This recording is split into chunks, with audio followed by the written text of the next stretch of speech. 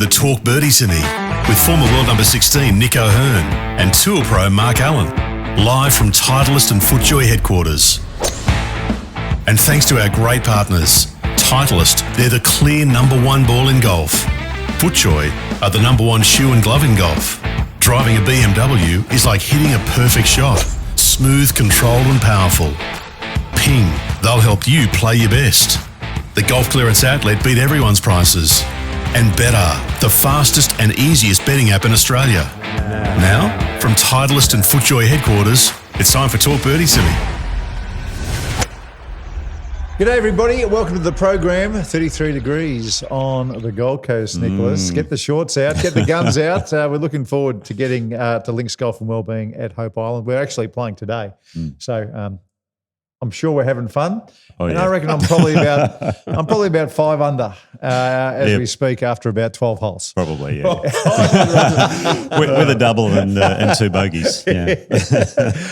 Mate, so much happening in the world of golf. It never stops. It never ever stops. And a big congratulations to one of our very first guests on Talk Birdie Tournament, Wade Ormsby. Yes. Had another win on the Asian Tour. Yeah. You watched the last couple of holes? I did, yeah. That's his 5th win on the Asian Tour, by the way. Very impressive. But I know he's won in Hong Kong, but this was in Jakarta, the International Series, one of those bigger. It's a big event. Yeah, it's a big one. It's like $2 million US prize money in total. But I was watching him and Scott Vincent coming down the last couple of holes, and what an 18th hole they had there in Jakarta, because it was straight back into the teeth of the wind, 455 yards. You got to hit over water to begin with.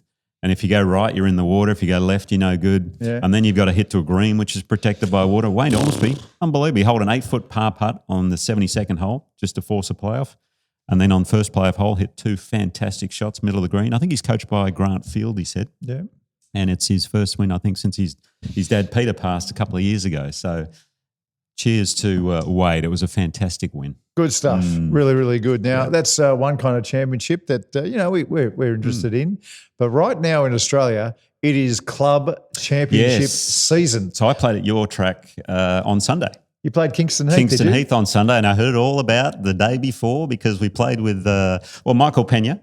You played with Michael Pena? Michael was out playing again along with Ray Mack because he's good buddies with Ray. And then another guy, Giuseppe Bomo. Yeah, Giuseppe's a good man. Giuseppe was a ripper. Now, he said he had some issues in the club champs on this Saturday. I didn't see his Plays score. off a 8 handicap. I won't say what he shot, but I don't think he'll be in the running. What did he shoot? A lot.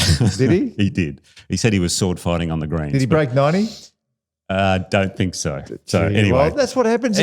That's what happens in club championships, though, Nick. I know. People lose their mind. I remember. Well, I was playing tough because the course is firm, fast. Yeah. Sunday when we played, it was blowing 50 kilometres an hour. Day. And the good thing about the par 5s at Kingston Heath is they all go in the same direction. Yeah. And we had the wind up our clacker on those holes. Did you get home in 2 on any of them? I hit 7-iron, thank you very much, into 14. Oh, my God. From 220 metres. That's the longest one. 7-iron. From the member tees, it's the longest 220 metres. Next hole, 15.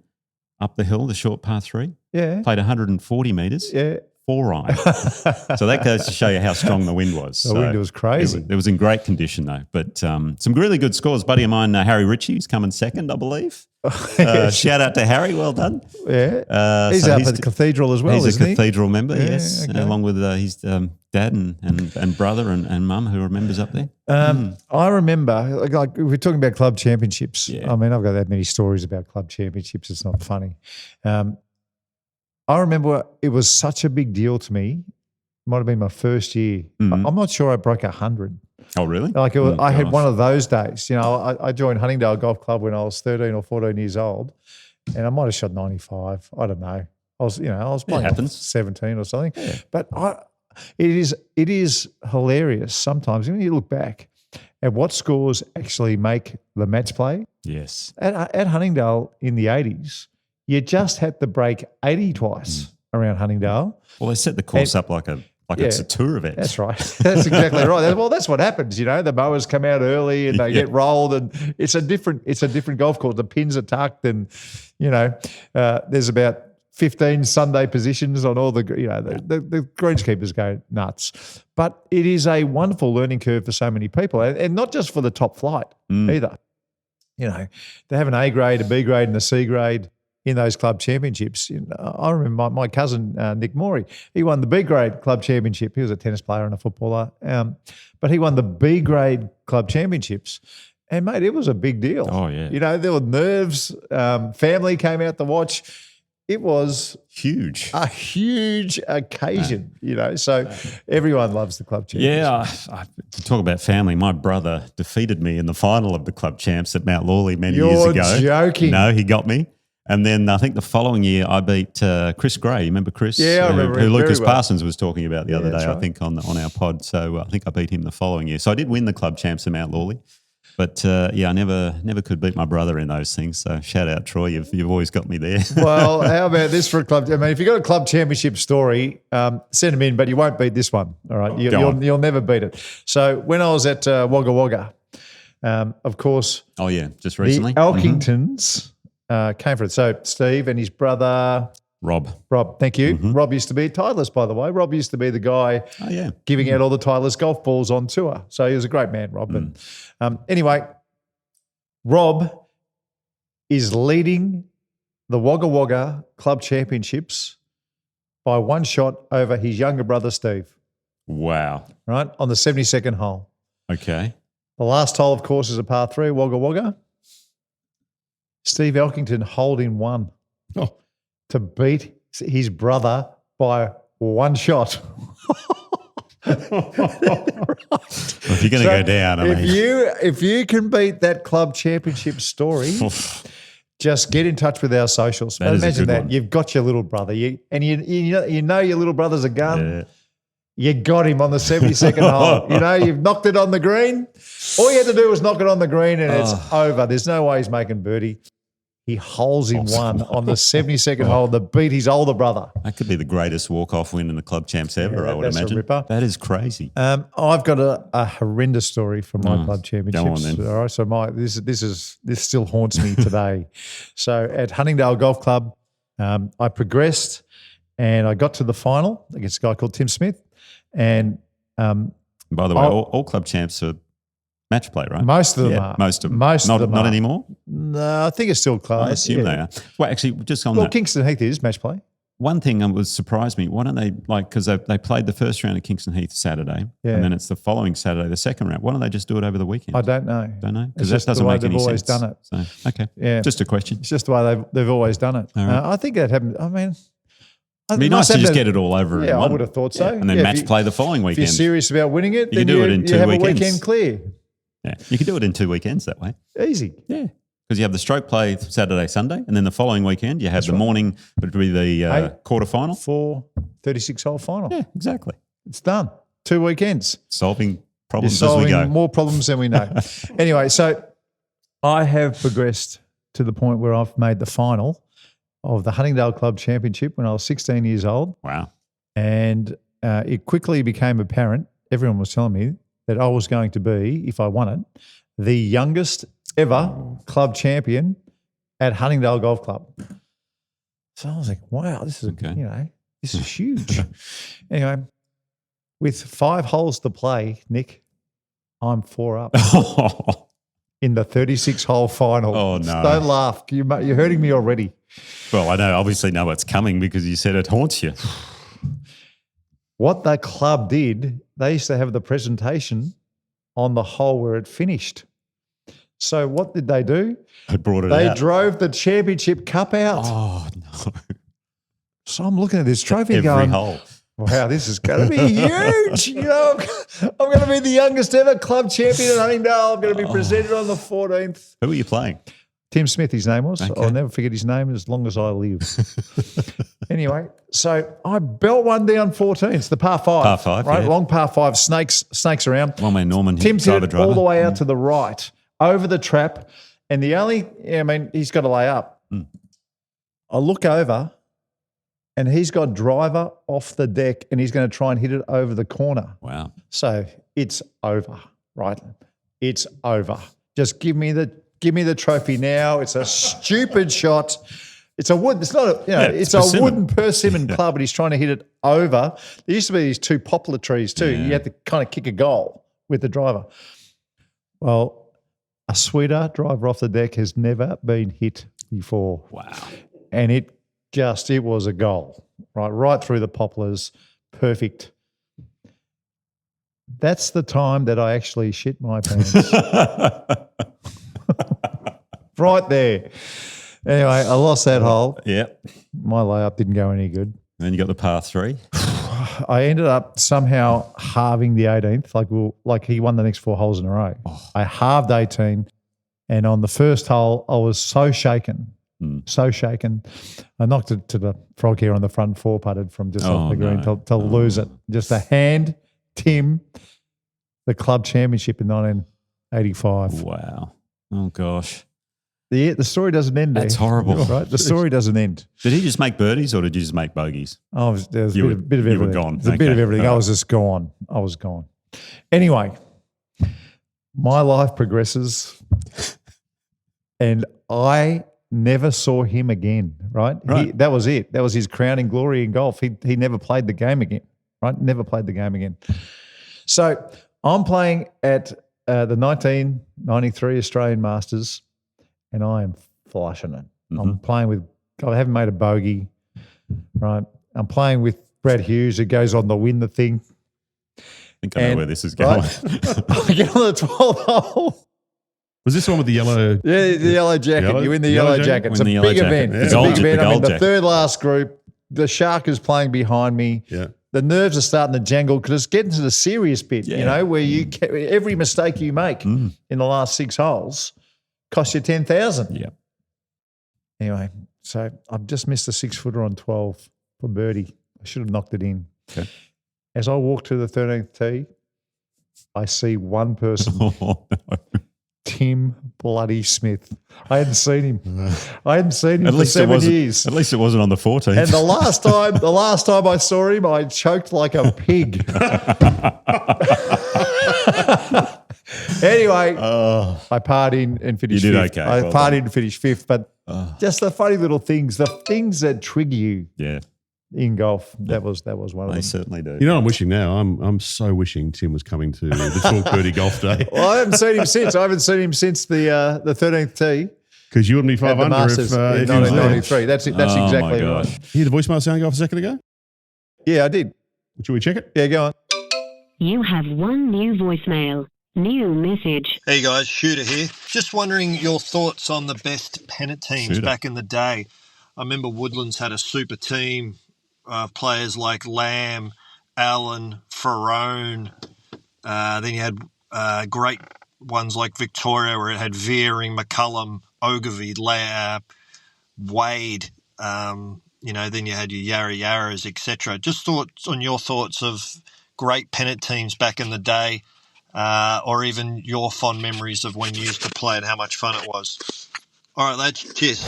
All right, thank you, Shooter. Yeah. McGavin? Yeah. I'm assuming. Yeah. Well, look, I Very know good. pennant in Melbourne used to be huge. I mean, I remember one year Lucas Parsons from New South Wales came down for an entire season to play pennant on the sandbelt. It was so big. Yeah. That team at Woodlands, he said, Allen, that was Stevie Allen, my Yep. cousin, ALLAN. Look, there were some unbelievable teams when you look back. Over in WA, where I grew up, it was every Sunday was an event. I mean, it was an event. It was huge. Like it was huge. We would prepare like we were preparing for the final round of a major. Yeah. The team would get together. It was like the President's Cup or the Ryder Cup, and then afterwards as well, we would have a full on dinner. Yeah. You're getting into the jacket and ties. That's it. Out of interest, did It you was guys huge. have a club song? We used to sing a club song You had a at club dinner. song. Yes, at from Mount Lawley. What yes. Can you remember it? Come on, it's sing something it. like Sing it for me. oh, and there was a guy. No, we didn't. His name was Bill Reed, and he wrote this song. Yeah. He was a member at Mount Lawley. He's still there, and it was like, "We are the Golden Blues. We are Mount Lawley through and through. We're the team that's out there to win.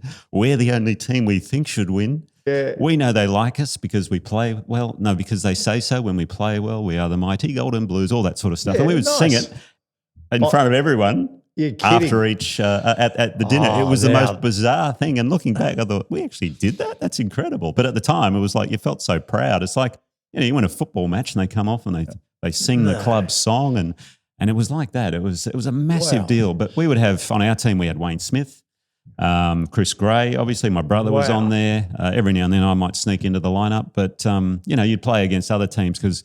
So hang on, Wayne Smith when he was a pro, or no, even when he was in his amateur days? When he was an amateur, Andy Mowat was another guy. Yeah. Other teams had Brad King and Craig Parry, Stephen Leaney. I mean, it was all really good players. Greg Chalmers, all them. Yeah. Okay. I love the song. Oh yeah, it was. I think we might have been the only team that had a song. I don't know, but Bill was he's a legend of the golf club. Right. So he was fantastic. I might get to work and write the Kingston Heath You song should. for Pennant coming up. Absolutely. Or maybe I can get Grok. Yeah. Now we've got to get. We haven't Timmy done Trumpet. a song for a long time. We haven't done a song. Maybe get Timmy Trumpet to do something So for well, you. he can do the little first bit at the start. Maybe in the break, You I'll do a see if Suno song, yeah. I'll get a song for Kingston Heath Yeah. for our Pennant team. Absolutely. Hey, by the way, this week we're back on the Aussie schedule here in Australia. Got the WA PGA in Kalgoorlie, which will be fun. Yeah. And then next week is the WA Open at Mount Lawley. And Did you see who's playing? Mark Leishman. Mark Leishman. How good's that? He's going to I got play. some really strong fields. I think you might even have the schedule there, Dan. You should pop it up. KO put the slide out. Yeah, that's right. For the next 3 weeks. It's brilliant. So we got WA PGA, WA Open, and then I think it's WebEx Players Series in South Australia, I believe. So Yeah, okay. No, that's very But the good. fields are great. Also at the W Open is Kirsten Rudge is going to play. Kirsten Rudgley's going to play. Because she's a Mount Lawley. Tees. She's a Mount Lawley member. Oh, and that's a good. It's a very good experiment to see that. I really enjoy it. I think she'll do really well. So Well, if she makes the cut, that's a win. So the WA PGA, Ryan Peake, the New Zealand Open champ, who just played in the British Open as well this year. Andrew Martin, he's the Eagle man. Jordan Dool, Curtis Luck. I love seeing Curtis back here playing. yeah, Jordan Dool, I think he lost in the playoff to Jack Buchanan last year there. So it would be good to see him back. And Matty Griffin's there as well. So anytime Matty's playing, that's fantastic. Good on you, Matty. Thanks for supporting the WA PGA. And like we said, Mark Leishman playing in the WA Open, Ryan Peake again, Daniel Gale, Curtis Luck, Kirsten Rudgley, like you said, and Anthony Quayle. I love Anthony. He's a very good man, and thank you, Anthony, for doing that. And he'll be back at the South Australian tournament as well. Anthony Quayle, Corey Lamb, Lachlan Barker, Catherine Norris. Yeah, that's She's Jordan's playing as partner. well. Yeah, okay. Yeah, that'd be great. So that's great. Well, it's the WebEx Players Series one, so it's the men and women. Yeah. So terrific that that's out and about, and we've got some of our best players coming back and supporting our PGA Tour down here in Australasia. So that's really good stuff. Did you see the Shark had an interview with Australian Golf Digest? I did. I didn't read the details of it though. I'll I give you heard the he gist. wasn't very happy. Is that right? I'll give you the gist. It was Okay. good. It was a good article, and it's a great get. I think Greg does some exercise stuff for Yes. Golf Australia. It's very interesting. He's pumped. Guns out. Oh, mate, he's in shape, the Shark. It's incredible. And I've actually enjoyed watching some of the stuff he does in his home gym. Okay. Especially, he stands on there's a platform and there's a half a ball underneath. Yes. You got the balance board. The Bosey ball. He's doing this one where he's throwing a medicine ball, standing on top of that, into a mini tramp, Yeah. and it comes back and Catching he catches it. Yeah. Stabilizing the core. Mate, Yeah. I want to try I that. used to do all that stuff. Did I should you? get back into it. Yeah, I should get back into it. Well, you should. You should. I enjoy that. So look, they've probably got a good line to him, but I think the thing I took out of it more than anything else was that he was hurt by the criticism. Right. Yeah, he was standing up for the players in a tour that he was in charge of and paid handsomely to do so. But the vitriol of a lot of people back at him, in particular. There's a lot of history. Yeah. That goes back to when he was trying to do the World Tour, wasn't he? Back in the day with the against the well, not against the PGA Tour, but he wanted to start it with some of the players, and I think Jack and Arnie and all that sort of said, no, don't go down that route. I reckon you're spot on. I reckon a lot of people remember that he tried to get a world tour going first. That was knocked on the head by the PGA Tour, and then they started their own not long after. Funny that. And I think a lot of people probably thought Greg was really angry about that still, or still had an axe to grind. And that's all these things weren't exactly said in his replies, but I felt like they were pretty much dancing around it. Read between the lines. Yeah, so. they were dancing around it. But it was interesting to hear that. He makes the point, if he's wrong, he'll quite often say that he's wrong. But it was a good read. It was a good read. And to see someone like Greg talk about his feelings, I mean, he didn't do it too often, did he? No. He was so cavalier and so strong. Yeah. Such an alpha male back in the day. Yeah. You know, to hear him talking about his feelings makes you think a little bit, I guess. It does.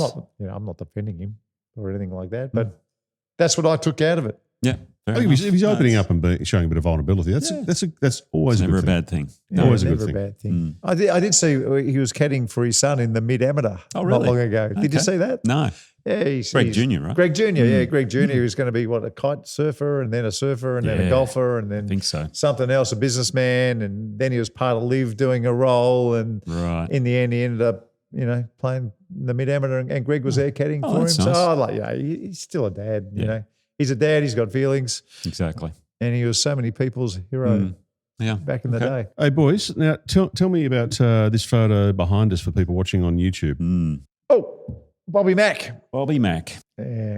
One of the iconic photos, one of the most iconic photos in golf, really, where he's standing on the Swilcan Bridge. And he doesn't have the claret jug, but he has the Dunhill Links trophy in front of him. So, the location's unreal. Quite a performance, wasn't it? Some of the greatest photos, so especially when Jack was playing for the last time or Arnold was playing for the last time, the Open, they always got their picture right there. Gee, that round 3 must have been a rotten day. Was it round 3 or round 1? Which one did they cancel? Round 1 was okay. Round 2, it was blowing and it was raining, coming in sideways, and they actually suspended play for a while, and then they got it back out and finished round 2 on the Saturday morning. But then the wind picked up so much that they just couldn't play round 3, so they suspended it, and then it became a 54-hole event, which, as it turned out, worked well because they play 18 at the 3 courses of Carnoustie, Kingsbarn, and the old course at St Andrews. So it had a weird feel to the finish because it wasn't pros only coming up the 18th at the old course. So people were finishing obviously separately all over the golf course. The fortunate thing for the tournament was, I guess, that Bobby McIntyre and Chilwell Hatton, who finished first and second, were playing together, and they were playing at St Andrews. So it worked out pretty well in that sense. But he played unbelievably. 3 rounds of 66 in those conditions. It's incredible. Yeah, incredible. Yeah. There's a famous story about Steve Bann. And what Steve Bann was doing is he was helping an amateur try and win the Pebble Beach Pro-Am, Nicholas. Yes. And that amateur... Might have been Kerry Packer. That amateur was Kerry Packer.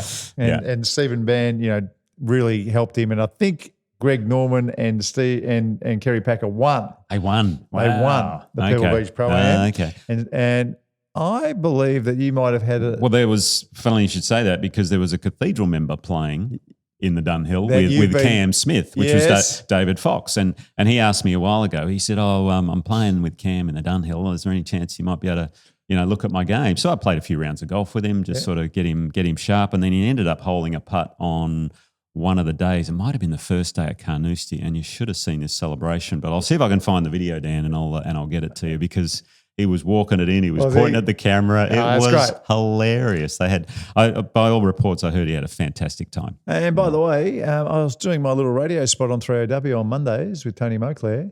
And before I come on, I hear the new intro, the Cathedral Invitational sponsoring my spot. Absolutely. Now, I promised the 3AW listeners that I would have all the people who are playing this year, so you're going to have to help me get who's playing. So I'm playing, so there you go. We got Nick's playing. That's Adam terrific. Scott. Scotty's playing. Scotty's playing. Leash is playing. I'm not sure about Cam. I don't know yet.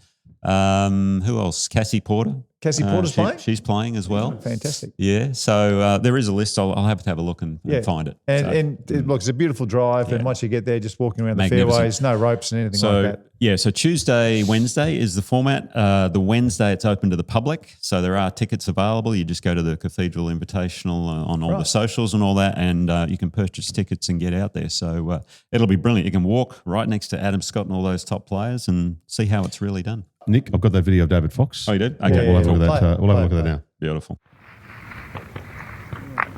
This is Cam Smith's amateur partner, David Fox.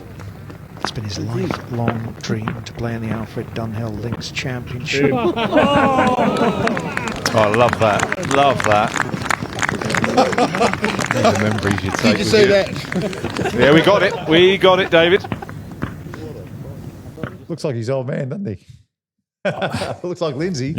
You got me there because I don't actually know what Lindsay looks like. He So looks there you go. exactly like Lindsay. How's the celebration to the camera? Oh, that is Foxy all over right there. So. It's my turn for a touch of class this week for BMW. Driving a BMW is like hitting the perfect shot. Well, that is pure magic.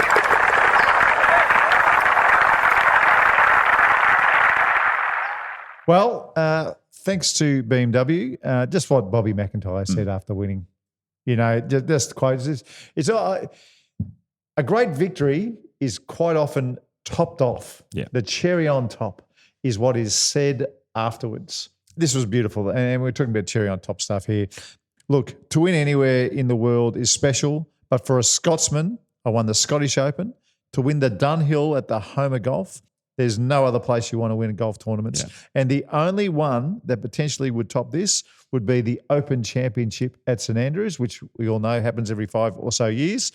This is a special win. And for me, as a Scotsman, it just elevates that. So just the way he handled himself. Touch of class. He's a classy human being. And to do it the week after the emotion of a Ryder Cup, to actually win a tournament, I just thought was brilliant. I read Tyrrell Hatton came second too, by the way. So 2 Ryder Cup players, first and second. And I think he's won 2 or 3 Dunhills, Tyrrell. But I read some of the comments he said afterwards. He said, wasn't a great week preparation-wise because obviously what happened with the Ryder Cup. He says, I'm not going to lie, I ate crap all week. He was eating fish and chips and fried food. He said on Wednesday I played 12 holes and that was it. That was the preparation. So turns out sometimes you don't need to prepare for a golf tournament. So obviously, he was very relaxed. So good luck to him. Well, okay, it's your turn for the top 5 this week. It is. Oh, yes, Look, it is. You don't know I have no idea what it is yet. Okay, I'll figure it out in the break. You better sort yourself out. And you've got to create a song in the turn. Oh, that's right. Yeah. For Kingston Heath. Yes. I'll get that done as well. Okay.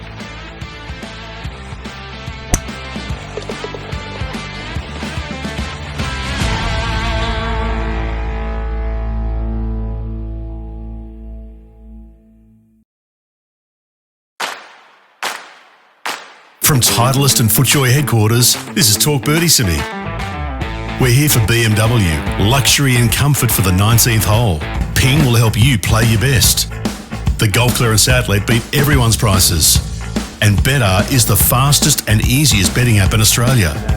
Now, for Titleist, the #1 ball in golf, and FootJoy, the #1 shoe and glove in golf, is Nick O'Hearn and Mark Allen.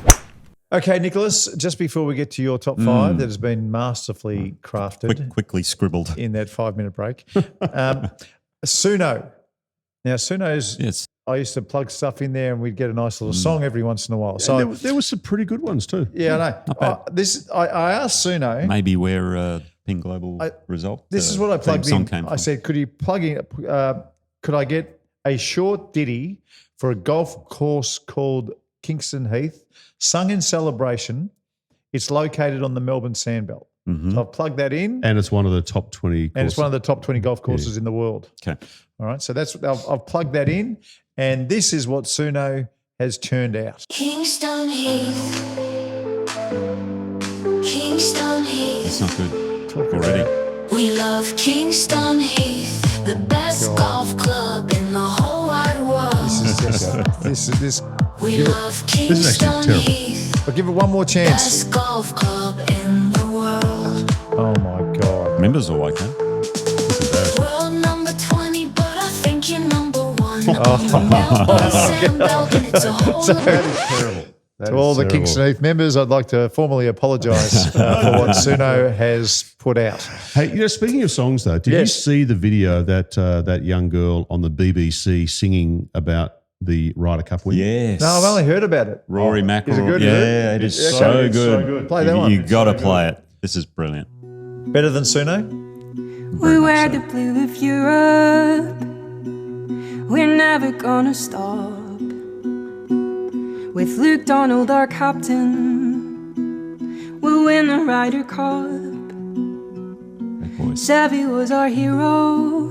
Savvy got to mention. Now Laurie is our boy. Laurie's out. But no one hits it further than Rory McIlroy. Yeah, nice. Ale, ale, ale. voice. Ale, ale, ale. Ale, ale, ale. Ale, ale, ale. Savvy was our hero. Now Laurie is our boy. She making that No work. one That's hits it further than Rory McIlroy. great. Yeah, nice. Okay. Good stuff. Oh, come How good was on, that? B. How good was that? Beautiful. That's fantastic. Top five, top five, top five. The top 5 for better. The fastest and easiest betting app in Australia. Top five, top five, top five. Okay, the top 5 now for better. When the greats bet, they bet with better because they are ahead of the game. Okay, top 5 this week. Quickly scribbled it, and it's topical, obviously. My top 5 Scottish players, my favourite Scottish players of all time. Your favourite My Scottish favourite. players. So it doesn't necessarily mean they are the best, but my favourites that I've played with. Now, This will tell me a lot about you. I would have. There's a risky one here. This will tell me an awful lot about the sort of person you are. This I'm could, interested. this could hurt, Mark. I'm just pre-warning you. Do you remember the name Tim Smith? Yeah. Well, this one could hurt even more. God, I wish Tim Smith was Irish right now. No, Scottish. Scottish, yeah, that's right. Go on. I can't. Look, I mean, you've got to include someone like old Tom Morris, young Tom Morris, but I never knew him, so I can't really talk about him too much. So they're not in this list. So call it a top 6 if you want, as per usual. Number 5, I did play with this man, one of the most nicest gentlemen you would ever meet. Won the Masters, won the Open. Sandy Lyle. Sandy Lyle. Used to wear a kilt around too, I think, to a couple of the dinners and things like that. He came down to Huntingdale playing in the Australian Masters years ago, and he hit like the 14th hole at Huntingdale, which is about to be the 17th hole in the new redo. The par 5? The par 5, yeah. It's going to be 17? It's going to be 17. Wow, okay. And then you come down the old practice fairway, and that's 18. That's 18. Anyway, it was always the only bloke who could get there was Greg Norman, and he did 2 drivers off the deck. You know, one driver off the tee and a driver off the deck. Sandy Lyle hit one iron, ping one iron, ping one iron, you know, the old one, the really old, the one that first came out. He knocked it on with 2 irons. He hit that one iron so far. It went so far, Nick. And the other thing about his irons was he hit his irons so high. And they always said to him, hang on, you're from Scotland, why don't you hit the ball low? And he said, well, the wind doesn't touch my ball, so I just hit it high. That's how good he flushed it. Yeah, the wind did not touch his ball. It was incredible. He was a flusher. So he's my number 5. Number 4, we're going to go with Bobby Mack, obviously, Nice. you know, Ryder Cup player, just won the Dunhill. Number 3, Colin Montgomery. Monty, he was one of my favourite players to watch when I played on the European Tour. He was fantastic to watch on tour. 7-time winner of the Order of Merit. You know, he'd be out on the course. What? Hey, Al? Someone's Stroppy talking? floppy. Yes, I know, stroppy floppy, but he was an absolute flusher. At least you didn't have him at number 1. No, I was thinking about it. Thank you. I was thinking Thank about you. it. Now, the next 2, just 2 of the most incredible guys, the voices as well. This guy, my number 2, used to do the best James Bond impression, as in Really? Sean Connery impression. Who? Andrew Coulthard. Oh, nice. He had an amazing voice. He's doing the commentary now on the DP World Tour, but hell of a player, by the way. He used to did he win the Australian PGA? Australian PGA At New South Wales Golf La Club. Perouse. Yeah, that's right. Yeah, we're talking I about played that with him a couple of before. times. I played with him once in a practice round. So really just once. Played in the Ryder tournament. Cup, was famous for not playing the first 4 sessions and had to play in the last session. Was it against Tiger? Might have been against Tiger. Might have been. And I think he lost, not surprisingly. Only played 1 session. That was at Brookline. That's Do you remember tough that on one? a young fella. Very tough. Not yeah. to play in the first 2 days and then get Tiger. I know. Yeah, very tough. And my number 1, again, one of the nicest guys, his dad, Bob, funnily enough, was just a legend over there on the European Tour. But number 1 is Sam Torrance. What a voice. How's the commentary? I'm sure a few whiskies and maybe cigars have gone into that voice, and good luck to him. Yes. But an incredible human being, an amazing golfer, and won the Ryder Cup at the Belfry as the captain. So he's my number 1. I copied Sam Torrance, not his golf swing. Sam used to put a pencil behind his ear. He did, yeah. So in my non-hat wearing days, I also had a pencil behind my ear. There you go. How ridiculous. Very good. Talk Birdie feedback. Thanks to Southern Golf Club. Okay, we had a lot of feedback over the last week or so, as per usual. Now, James Sutherland, the boss of Golf Australia, was on the pod last week and again yesterday. with a mini, announcing some of the names for the Australian Open. Yeah. He was particularly talking about the new app that they had that they've released, and there was a lot of feedback on that. Paul has said, activation finally worked. Took me about 4 goes. The new app does bring across the golf IDs of anyone's handicap you were tracking previously. Well done, Golf Australia. Yes. Okay. It took me a few goes. I think so many people were trying to get their new handicap. Right. Yeah. It took me a few goes, but Overloaded eventually we the got system. there, and it was very, very simple once the code came back. Yeah. Jared has said, g'day, Nick and Marco. I think the new app is a downgrade from the old one. I would be surprised if anyone thinks it's an improvement. Well, some people do. Just Jared's view, but some people do. Obviously, Paul does. Reese has said, is this a version of the world handicapping system or a completely different handicapping calculating system? No, we've moved to what the rest of the world does. system? Yes. Yep. We had a slightly different system based roughly on what the rest of the world were doing, and now we are 100% in line as far as I can tell. Now, I had a message from Josh from Golf Australia as well about the new app. We did have some issues with some of the emails getting through certain email domains, but that is now totally fixed. So if you tried to activate, but you haven't been able to, if you try now, you will get your code and it will work. Great. Which was great. There's always a bug. Oh, yeah, there absolutely is. It's 100% there's going to be bugs. And he also said if you have any issues with anything on the app, reach out to your local club and they'll get it sorted for you straight away. Well, good luck, because I know it's a very big deal a big to move. switch over to something like this. All kinds of things can go wrong, and it sounds like not too many have. I don't know a single piece of technology in terms of apps or anything that goes live and there's not 1 or 2 bugs. Correct. It just happens. It's also nice to go to golf.com.au now and everything's on there. Yeah. Golf Australia, PGA, you PGA, can the access whole lot. everything. Your It's good. handicap, the whole lot. Alex has a comment and a question for you guys on the Ryder Cup. Like many golf fans, I thought the Bethpage Black course prepared was far too easy. Now, I know it's the same for both teams and the Europeans outplayed the Americans, but I would have preferred to see more players having to get the ball up and down from difficult spots. I'm not denying the quality of golf was high, but it's easier for players to score well when there is very little penalty for hitting drives offline. Your thoughts, please. Definitely played easier. They, in hindsight, I'm sure Keegan Bradley and the team that were looking at it are regretting what they did. The softness of the greens was a big problem. Well, that's what I was going to say. My eye noticed that the European team seemed to be able to judge their spin with the short clubs so much better. I saw many, many more Americans land past the hole and fizz it back off the green. It's like so many, I would say 5 times as many, 5 to 1 for the Europeans doing the same thing. So I think the Europeans just handled the conditions better than the Americans did. Every week you show up to a golf course, you got to adapt to the conditions, and whoever does it best. And there was an insider, I don't know whether you read this, there was an insider at Bethpage Black. The Europeans were there 2 weeks early. Yes. They played like 8 or 9 practice rounds each. Yep. The Americans turned up, and it was quite rainy before the tournament. Some of them played 9 holes one day, 9 holes on the other. So as far as preparation, the preparation was concerned, and understanding the greens and understanding what happens when a wedge is hit, and getting those subtle little breaks just a little bit better, just to give you some advantage, it does seem like the European team was just more invested in winning. Justin watched your short video where you guys were talking about how the US team had, in your view, a lack of integrity and how they dealt with the crowd situation. And Justin said this: well said, boys. The other unique aspect of professional golf is how close spectators are to the players. It's one thing to hurl abuse from a grandstand at a baseball game, but it's very different when you're 5 metres from the golfer playing his shot. It is a privilege to get that close to pro golfers, and that should be respected. That's a really good point. It is. That's a really, really good point. How easy is it to hurl abuse? In the grandstands. When you're just a face where no one can tell who you are, but when you're like from right there, our distance away, which quite often happens, on a tee, you can get this close to a pro waiting to hit his shot. You almost touch him.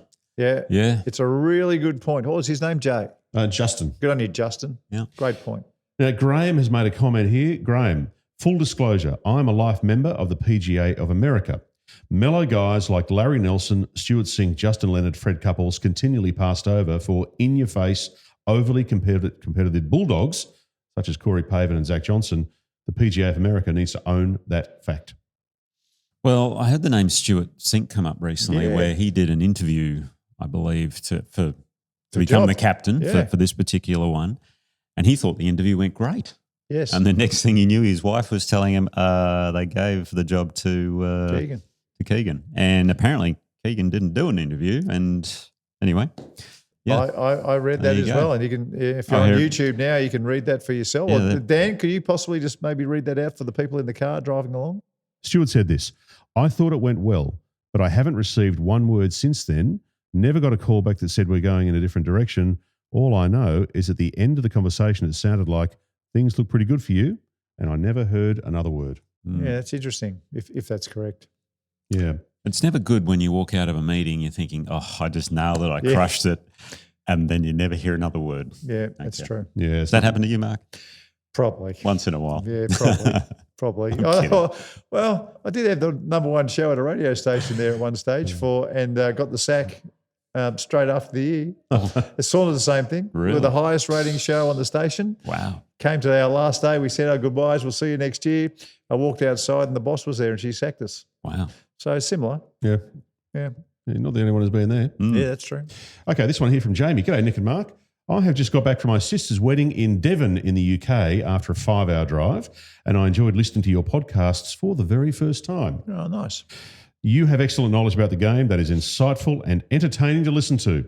I think you might have been listening to a different pod. Yeah. Maybe. Okay, they can't have been ours. He must have had a good day. However, he goes on to say this. Regarding the greatest shot ever hit, considering the situation, as you say, at Medina, Martin Kamer had to putt from 15 feet to retain the Ryder Cup for Europe.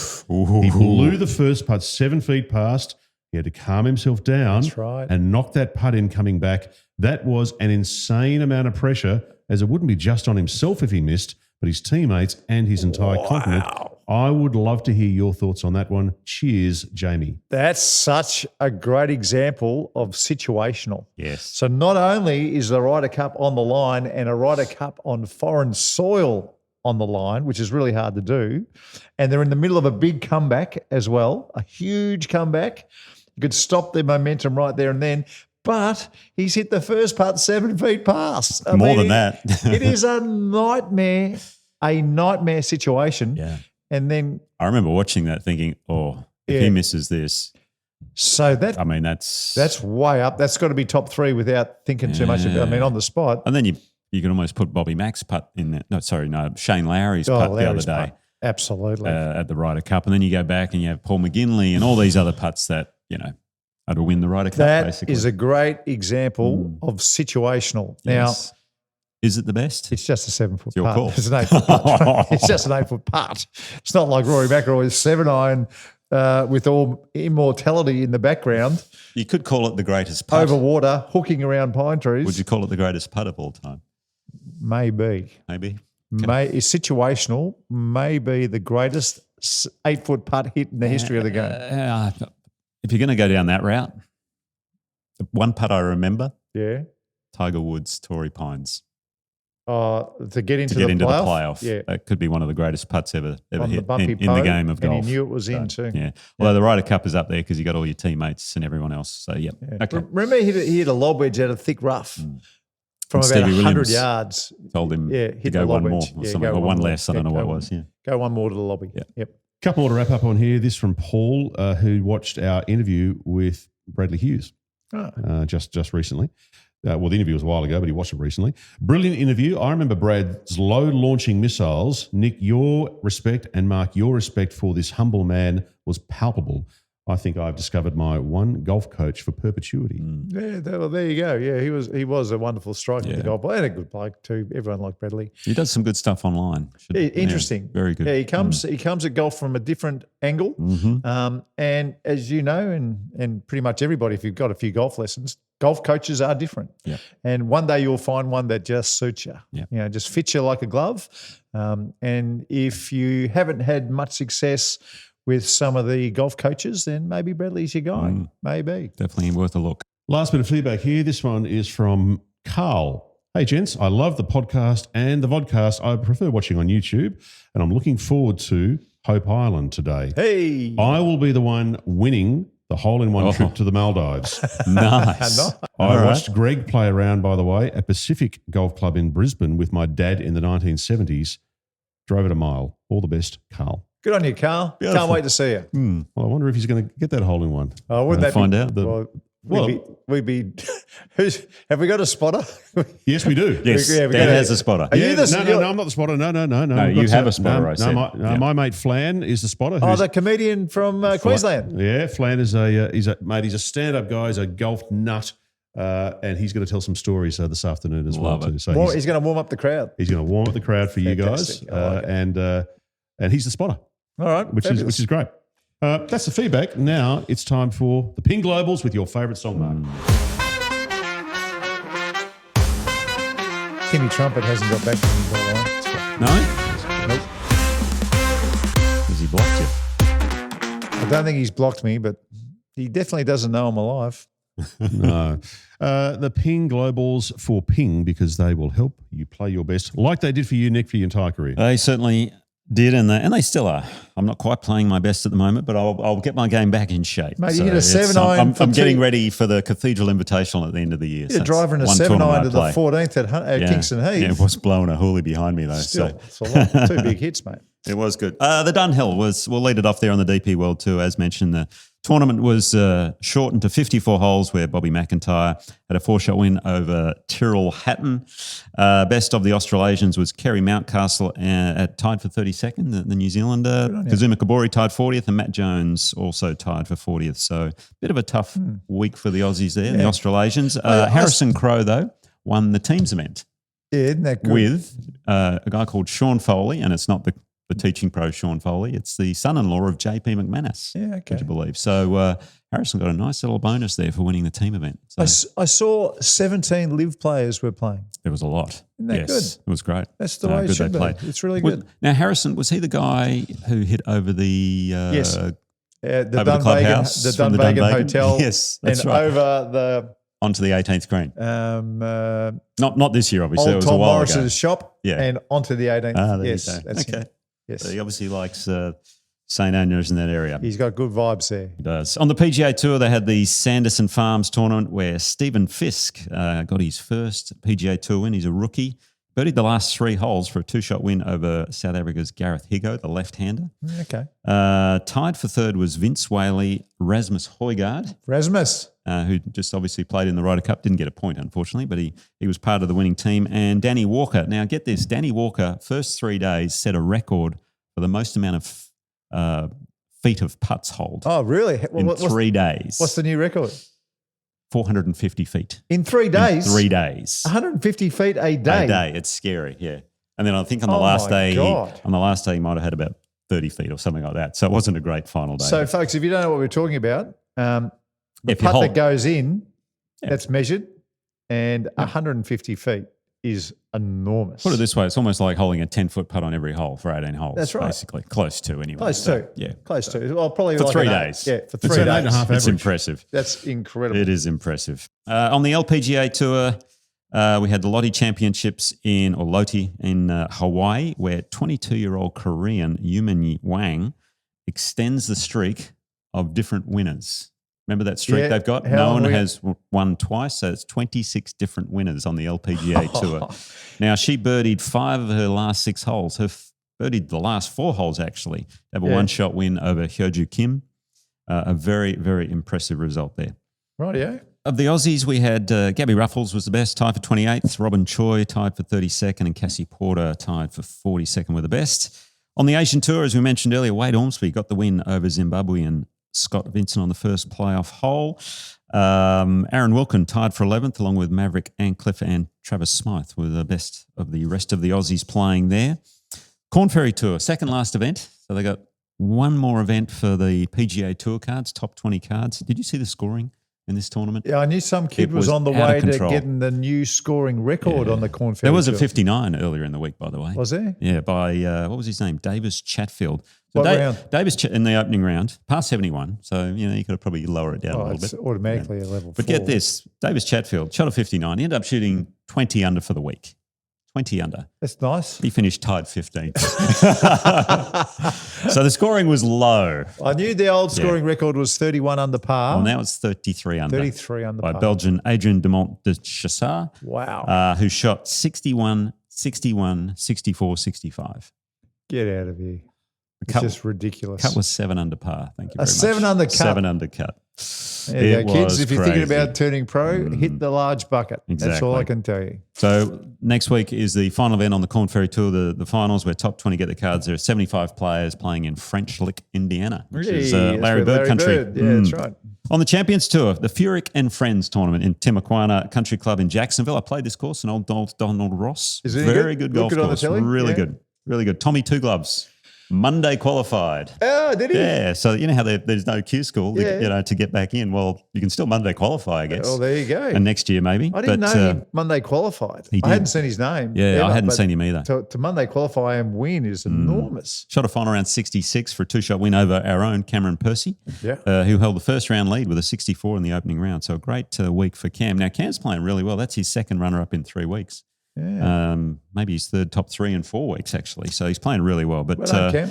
there were 5 players on tied third, including Brendan Jones as well. So BJ had a good week there. Greg Chalmers tied 12th, and then Stuart Appleby, Steve Alker tied 16th for the best of the Australasians. Now, something I missed out on last week was we had the World Championship again, the Sand Greens World Championship. Oh, the Sand Greens, yeah. On the Australasian Tour. Are we where the only country in the world that has them? we have world champion here. Yeah, okay, It's the only place. Where Sam Slater had a 1-shot win over Doug Klein. He finished runner-up last year, I think, Sam. Right. So he got the win this time. So anyway, just a shout out to Sam for the win. Hits it there. a million miles. He hits it a ton. Yeah. You ever get to? I mean, his ball speed's up around the 190. I've heard. So it's crazy. I had to have a look at him there for a little while. His dad got in contact and wanted me really? to have a quick look. Yeah. No, it's just center of the green sort of stuff for Does someone he like him. hit? Does he hit his 4-iron as far as your driver? His 4-iron would fly my driver. Really? I mean, we're talking atomic sort of ball speed with this kid. Wow. He's a big, strong lad too. Although I've heard from your masterclass, maybe you get some more distance as well, right? Hey? Well, the masterclass is coming up next. Yeah, I know. And I'm always fiddling around with my golf swing and always trying to work out how to get a little bit extra shoulder turn. I saw something on YouTube ages ago. Mm-hmm. I thought that looks interesting. And I left it there until I'll tell you about it after the break.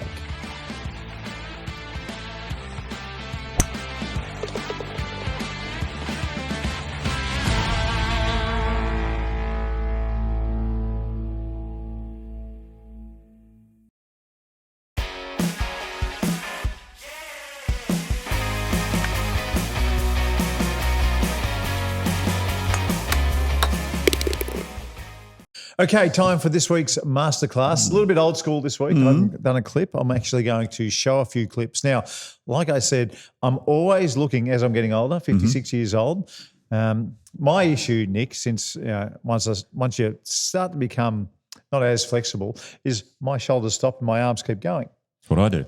That's what you do. That's what so many older people do. Yep. Searching for a little extra power. Now, what that does is that means when you start down, your arms are well and truly behind. And then I'm a bit of a flipper when that happens. And not only that, I get the double knee bend on the way through, like the old man's knee is what I call it. And that's just your body pausing so everything can catch up. Yep. It's a nightmare. Anyway, like I said, I saw that clip on YouTube, like we all do. If you got an algorithm in golf, you get to look at all these crazy things. And what I saw in that YouTube clip was a pre-setting of the hips, so they would turn the hips before they started swinging. Right. So pull the right hip back. Yeah, for basically. right-handers. Yeah, so okay. Turning the hips. I forgot about it until I watched the Seniors Tour this week on the US, where I saw Matt Gogol. Now, play this, Dan. So for people watching on YouTube, you're going to see it. And the commentators were talking about it. And play it to the very end, because what's said at the very end is very important. But you can see he presets. Just a slight little tweak of the hip. Now, that's what I thought. I thought, he's not doing it much. Beautiful. Now, listen to this. John, he's picked up some extra length. Yes, he has. He picked up some extra length. All right. And he goes on to shoot 64 in that round and lead the tournament. He didn't play so well in the last Not in one. the last round. The last round, he didn't play so good. Probably didn't putt well. That's right. Now, this is me. I thought, when I saw Gogol doing it, I thought, I will go and try it. Okay. So watch this. Now, I feel like I'm presetting my hips 45 degrees. You feel as though you're turning a mile. I feel like I'm turning them a mile. Okay. But when you actually play it, Dan, all right, this is me presetting the hips. Yeah. Look at that. That's Saw it. that. I felt like that was 45. Now, the rest is slow mo. Now, I can tell you. Gee, you swing it like Ian Poulter. Yeah, I know the arms go up. Yeah. Do it a JT. But this, I don't know whether you can see it, but the gap in my forearms on the way through. On the follow through. If you see a big gap in your forearms on the way through, it means you're flipping. The gap just in this 6-iron, I mean, you know what you do. I hit about 6 shots and I go, wow, how good is that? Yep. Just pause it halfway through when it gets there, Dan. And pause it. Keep Just going. on the follow through. You can't even see a gap. No. You can't even see a gap in the forearms. Yeah, you couldn't. So what it's done for me is obviously it's given me some more turn because I'm presetting the hips at address. And then everything comes down in sync. Love it. Anyway, I'm going to go try it. Yeah, I know you're going to try it. I reckon a lot of people will try it, especially if you're in your 50s or your 60s. Yeah. You know, because sometimes, I've tried fanning out my right foot so I can turn more. I've tried just turning more. It never seems to work turning more. Lift up your left heel on the backswing. That's one of your specials. Yeah, I like that. That one's a goodie. But my heel's always gone up anyway. Right, okay. Yep. My heel's always gone up anyway. Okay. But believe me, one of the reasons that currently I'm now 7 under par through 14 holes at Hope Island is because I have been... You've reached all the par 5s in 2. Oh, mate, I'm just bobbing it. My 8 iron's going 172 yards. Oh, dear. Well, I'm definitely going to bring it with me to Hope Island. Okay. I'm definitely bringing it with me. Anyway, folks, try that. It might be for you. It might not. It's definitely working for Matt Gogol, who has picked up yards on the Seniors Tour. So preset the hip turn. Hey, guys, just before we wrap up, it was great to see a live masterclass last week with the BMW team. That's right. Who had us to the driving range at Albert Park, which is so much fun. It's fun for me, and I could see in your face too, it's fun for you. When people are new to the game and you get them to hit their first good shot. Never picked up a golf club, that sort of thing. It is so much fun. Yeah. And I think Matt, Holly, Alex, Emily was a star from all these people. You just get them to hold the club correctly. Yeah. Explain to them the setup. Explain to them how a golf ball gets in the air, and away they go. How busy is Melbourne Golf Park, by the way? The driving range there is incredible. Golf is going crazy at Melbourne Golf Park. There's no doubt about it. The other thing I noticed, Nick, about all these people, they all go to the driver because it's the easiest club to hit. Yes. Isn't it? I mean, once upon a time you teach people with a 7-iron. These days you teach people with a driver because it's the easiest club to hit. Yeah, it's true. Get it up in the air. A lot of fun. It was a lot of fun. Are you playing well at Hope Island or not? I'm bogey free. You're bogey free. I'm bogey free so far. That's a good start. That's a good start. Good on you, folks. Enjoy the week, and we'll see you next time. Talk Birdie to Me with Nick O'Hearn and Mark Allen comes live from Titleist and FootJoy headquarters. And thanks to our fantastic partners, Titleist is the clear #1 ball in golf. FootJoy, the #1 shoe and glove in golf. BMW, luxury and comfort for the 19th hole. Ping, they'll help you play your best. Better, the fastest and easiest betting app in Australia. And the Golf Clearance Outlet, who beat everyone's prices. Wherever you listen or watch, we'd love you to subscribe and maybe leave a review. Talk Birdie to Me's executive producer is Dan Bradley at Kaizen Media, with sound design by Daryl Misson at loudzebra.com. And now from Titleist and FootJoy headquarters, that's been Talk Birdie to Me.